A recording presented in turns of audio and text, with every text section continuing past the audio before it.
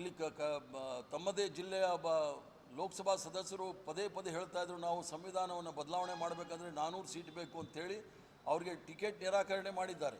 ಆದರೆ ರಾಜಸ್ಥಾನಲ್ಲಿ ನಾಗೌರ್ ಜಿಲ್ಲೆಯಲ್ಲಿ ಜ್ಯೋತಿ ಮಿರ್ದಾ ಅಂತ ಹೇಳಿ ಅಲ್ಲೊಬ್ಬ ಅಭ್ಯರ್ಥಿ ಈಗಾಗಲೇ ಹೇಳ್ತಾ ಇದ್ದಾರೆ 400 ಸೀಟ್ ಕೊಡಿ, ನಾವು ಸಂವಿಧಾನ ಬದಲಾವಣೆ ಮಾಡ್ತೀವಿ ಅಂಥೇಳಿ. ಸಂವಿಧಾನ ಬದಲಾವಣೆ ಮಾಡಿದಾಗ ಸಮಾನತೆ ಅನ್ನೋದು ನುಚ್ಚು ನೂರಾಗುತ್ತೆ. ಸಂವಿಧಾನ ಬದಲಾವಣೆ ಆದಾಗ ಸ್ವತಂತ್ರವಾಗಿರ್ತಕ್ಕಂಥವ್ರು ನಾವೆಲ್ಲರೂ ಸಹ ಗುಲಾಮರಾಗಿರಬೇಕಾಗತ್ತೆ. ಮತ್ತು ಏನು ಮೀಸಲಾತಿ ಅಂಥೇಳಿ ಜನಸಾಮಾನ್ಯರಿಗೆ ನಾವು ಸಮಾನತೆ ತರಬೇಕು ಅಂಥೇಳಿ ಎಲ್ಲರಿಗೂ ಸಮಪಾಲು ಸಮಬಾಳು ಅನ್ನೋದನ್ನು ಹೇಳಿದ್ವಿ. ಅದನ್ನು ಮುಗಿಸ್ಲಿಕ್ಕೆ ನಿರಂತರವಾಗಿ ಪ್ರಯತ್ನ ಮಾಡ್ತಕ್ಕಂಥ ಕೆಲಸ ಭಾರತೀಯ ಜನತಾ ಪಾರ್ಟಿಯವರು ಮಾಡಿದ್ದಾರೆ.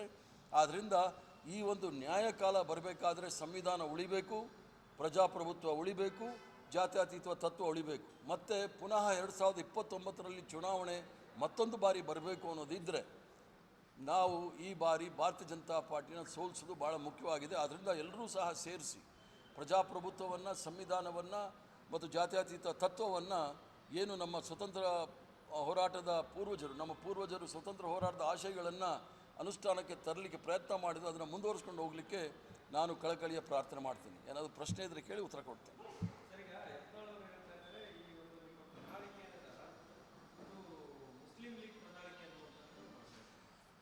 ಮುಸ್ಲಿಂ ಲೀಗ್ ಮೇಲೆ ಭಾಳ ಪ್ರೀತಿ ಭಾರತೀಯ ಜನತಾ ಪಾರ್ಟಿಯವ್ರಿಗೆ.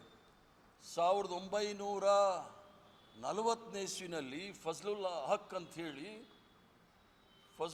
ಅಂಥೇಳಿ ಅವರು ಬೆಂಗಾಲ್ ಪ್ರಾಂತದ ಮುಖ್ಯಮಂತ್ರಿ ಆಗಿದ್ದರು.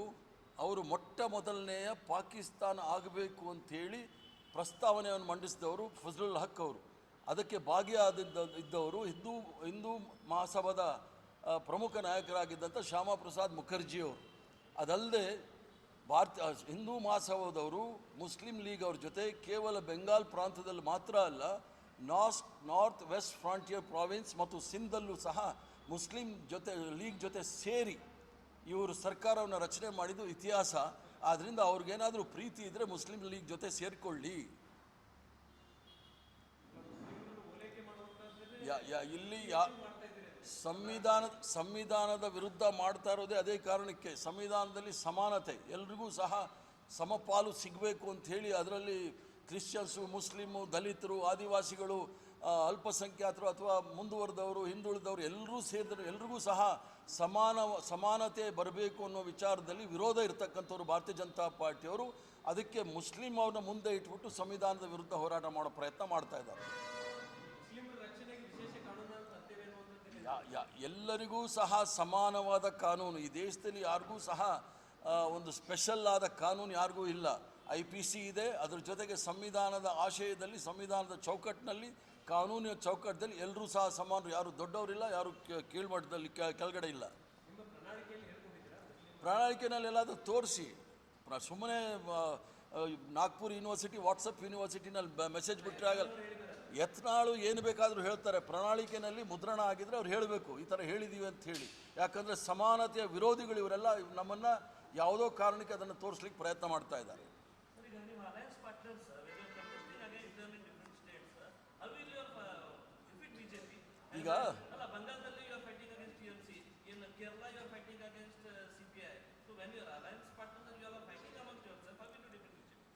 ಈಗ ಡೆಮಾಕ್ರಸಿನಲ್ಲಿ, ಪ್ರಜಾಪ್ರಭುತ್ವದಲ್ಲಿ ಮೇಜರ್ ಆ್ಯಂಡ್ ಮೈನರ್ ಪಾರ್ಟ್ನರ್ಸ್ ಅಂತ ಇರ್ತೀವಿ ನಾವು ಅಲಯನ್ಸ್ ಮಾಡಿಕೊಂಡಾಗ. In West Bengal major partner is Mamata Banerjee. In Kerala we are equal, so there is a fight.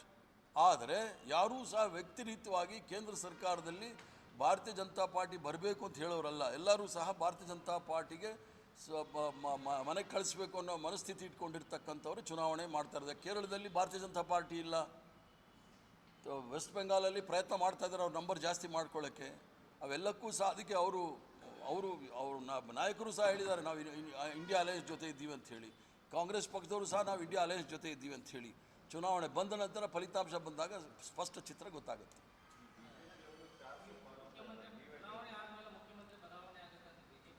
ಅಲ್ಲ ಬಂದೆ ಈಗ 400 ಪಾರೋ 420 ಅದು ಗೊತ್ತಿಲ್ಲ. ಈಗಾಗಲೇ 400 370 ಅಂತ ಬಂದಿದ್ದಾರೆ. ಚುನಾವಣೆ ಬರೋ ಸಂದರ್ಭದಲ್ಲಿ 200 ಕೆಳಗಡೆ ಬರ್ತಾರೆ.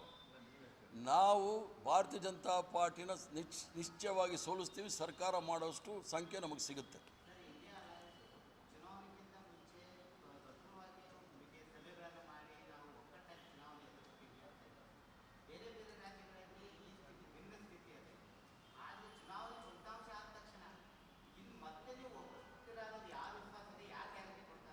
ಈಗ ಅದಕ್ಕೆ ಸಂಪೂರ್ಣವಾದ ಗ್ಯಾರಂಟಿ ನಮ್ಮಲ್ಲಿದೆ.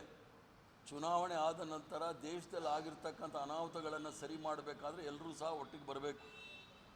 ಈ ಇಂಡಿಯಾ ಅಲಯನ್ಸು ಛಿದ್ರ ಆಗಬೇಕಂದ್ರೆ ಮೂಲ ಕಾರಣ ಭಾರತೀಯ ಜನತಾ ಪಾರ್ಟಿಯ ಮಂಚೂಣಿ ಘಟಕಗಳಾಗಿರ್ತಕ್ಕಂಥ ED, CBI, IT ಅದನ್ನು ಉಪಯೋಗಿಸಿ ಭಯ ಬೀಳಿಸಿ ಆದಷ್ಟು ಜನಗಳಿಗೆ ಇಂಡಿಯಾ ಅಲಯನ್ಸಿಂದ ಹೊರಗಡೆ ಬರೋಕ್ಕೆ ಪ್ರಯತ್ನ ಮಾಡಿದ್ದಾರೆ. ಇನ್ನು ಮುಂದೆ ಅದು ನಡೆಯೋದಿಲ್ಲ. ಅದಲ್ಲದೆ ಜನಸಾಮಾನ್ಯರಿಗಂತೂ ಭಾಳ ಸ್ಪಷ್ಟವಾಗಿ ಗೊತ್ತಾಗಿದೆ. ಎಲೆಕ್ಟ್ರಲ್ ಬಾಂಡ್ಸ್ ಬಂದ ನಂತರ 7,000 ಕೋಟಿ ರೂಪಾಯಿಯ ಭ್ರಷ್ಟಾಚಾರ ನಡೆದಿರ್ತಕ್ಕಂಥದ್ದು ನಾವು ಹೇಳಿರ್ತಕ್ಕಂಥದ್ದಲ್ಲ. ಸುಪ್ರೀಂ ಕೋರ್ಟ್ ಭಾಳ ಸ್ಪಷ್ಟವಾಗಿ ಹೇಳಿದೆ. SBI ಅದರ ದಾಖಲೆಗಳನ್ನು ಕೊಟ್ಟಿದೆ. ಭ್ರಷ್ಟಾಚಾರದಲ್ಲಿ ಸಂಪೂರ್ಣವಾಗಿ ಮುಳುಗಿರ್ತಕ್ಕಂಥವ್ರಿಗೆ ಬುದ್ಧಿ ಕಲಿಸ್ಬೇಕು ಅಂತೇಳಿ ಎಲ್ಲರೂ ಸಹ ಒಟ್ಟಿಗೆ ಬರ್ತೀವಿ. BJPಯವರು ಯಾವಾಗಲೂ ಸಹ ತಿರುಕನ ಕನಸು ಕಾಣ್ತಾ ಇರ್ತಾರೆ. ಒಂದು ಕಡೆ ಸಂವಿಧಾನ ಬದಲಾವಣೆ ಮಾಡ್ತೀವಿ ಅಂತಾರೆ, ಮತ್ತೊಂದು ಕಡೆ ಸರ್ಕಾರಗಳು ಮಾಡ್ತಾರೆ. ಯಾಕಂದರೆ ED, CBI, IT ಇಟ್ಕೊಂಡು ಭಯ ಬೀಳಿಸ್ಲಿಕ್ಕೆ ಪ್ರಯತ್ನ ಮಾಡ್ತಾರೆ. ಅದೆಲ್ಲ ನಡೀದೇ ಇರೋ ಕೆಲಸ. ಏನಂದ್ರಿ? ಈಗ ನಾವು ಪ್ರಮುಖವಾದ ವಿಚಾರ ನರೇಂದ್ರ ಮೋದಿಯವ್ರನ್ನ ಪ್ರಧಾನಮಂತ್ರಿ ಸ್ಥಾನದಿಂದ ಇಳಿಸಬೇಕು. ಅದಾದಮೇಲೆ ನೋಡೋಣ ಯಾರು ಏನಾಗ್ತಾರೆ ಅಂತೇಳಿ. ನಂದು ಇದು ರಾಜ್ಯದ ರಾಜಕೀಯದ ಬಗ್ಗೆ ಈ ಚುನಾವಣೆ ಅಲ್ಲ. ರಾಜ್ಯದ ರಾಜಕೀಯದ ಬಗ್ಗೆ ಅದನ್ನೆಲ್ಲ ನೀವು ಒಂದು ಸ್ಟೋರಲ್ಲಿ ಇಟ್ಕೊಂಡಿರಿ, ಪೆನ್ ಡ್ರೈವಲ್ಲಿ ಹಾಕಿ ಇಟ್ಕೊಂಡಿರಿ. ಚುನಾವಣೆ ಆದಮೇಲೆ ಬರ್ತೀನಿ, ಅದಕ್ಕೆಲ್ಲ ಉತ್ತರ ಕೊಡ್ತೀನಿ.